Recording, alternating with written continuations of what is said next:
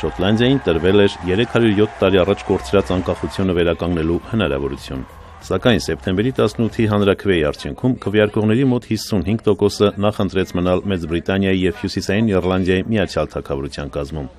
Այն փաստը սակայն, որ 1,5 միլիոն բրիտանացի քվեարկել էր հանուն անկախության և դրա կողմ էր եղել խոշոր քաղաքի Գլազգոյի բնակչությունը, խոսում է այն մասին, որ սա անկախության կողմնակիցների լիակատար պարտությունը չէր։ Իսկ ինչու շոտլանդացիները քվեարկեցին դեմ իրենց իսկ անկախությանը։ Նախ, շոտլանդացիները նախընտրեցին ապահով միասնությունը, քան տնտեսական փոփոխություններ պահանջող ու դրա արդյունքում հնարավոր դժվարություններով լի անջատումը։ Անցած 307 տարիների ընթացքում Շոտլանդիայի բնակչության մի զգալի մասը 1/3-ը իրեն ոչ թե պարզապես շոտլանդացի է համարում, այլ բրիտանացի։ Երրորդ, ինչպես պետք էր լուծվեր նավթի պաշարներով հարուստ Հյուսիսային ծովի պատկանելության հարցը։ Արդյոք Շոտլանդիան պիտի հրաժարվեր իր համար շատ սիրելի ֆունտ ստերլինգից և ինչպես կընթանար բիզնես աշխարհի զարգացումն այստեղ։ Այժմ առնվազն 1 սերունդ Շոտլանդիայում նման հնարավորություն չի ունենա, ու ոմանց կարծիքով սա Շոտլանդիայի անկախանալու վերջին հնարավորությունն էր։ Սակայն Մեծ Բրիտանիայի կազմում մնալու հանգամանքը Շոտլանդիային տալիս է խոստումներ, ինչպես Մեծ Բրիտանիայի վարչապետ Դեյվիդ Քամերոնը հայտարարեց քվեարկության արդյունքների հրապարակումից անմիջապես հետո,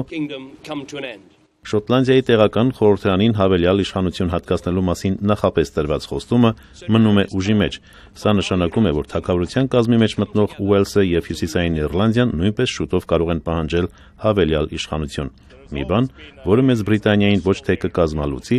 այլ կտանի ավելի ժողովրդավար ուղով, ասում են վերլուծաբանները և շեշտում տարբեր ազգերի մասնակցությամբ պետությունների ամրապնդման գործում բոլորի շահերը հաշվի առնելու կարևորությունը։ Մի բան, որը բացակայում էր, ասենք, Վրաստանում, որը փաստացի կորցրեց Հարավային Օսիան և Աբխազիան, կամ Ադրբեջանը, որը փաստացի կորցրել է Լեռնային Ղարաբաղը։ Հիշենք Ազատություն ռադիոկայանին Լեռնային Ղարաբաղի նախագահի աշխատակազմի ղեկավարի տեղակալ Դավիթ Բաբայանի խոսքերն այն մասին, որ Ղարաբաղը անտարբեր չի մնա շոտլանդացիների դրական ընտրությանը։ Ճիշտ է, անկախանալու հարցին Շոտլանդիան դրական պատասխան չտվեց, սակայն ինչպես փորձագետներն են ասում, սեպտեմբերի 18-ը կարևոր էր ոչ այնքան հանրաքվեի պատասխանով, որքան հենց հանրաքվեի հանգամանքով, փաստ, որը շեշտում է մեր ժամանակներում անկախության հանրաքվե անցկացնելու հնարավորությունը և դրա արդյունքները միջազգայինորեն ճանաչելու հանգամանքը։ Իսպանիայի կենտրոնական իշխանությունը քայլեր է այսօր ձեռնարկում սահմանադրական դատարանում չեղյալ հայտարարելու կատալանացիների խորհրդարանի այն որոշումը, որով նախատեսում են այստեղ անկախության հանրաքվե անցկացնել նոյեմբերին։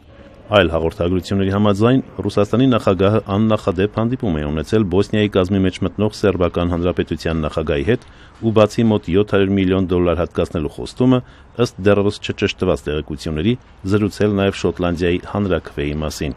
Ինչ վերաբերում է Շոտլանդիայի անկախության հանրաքվեն կազմակերպած առաջին նախարար Ալեքս Սելմոնդին,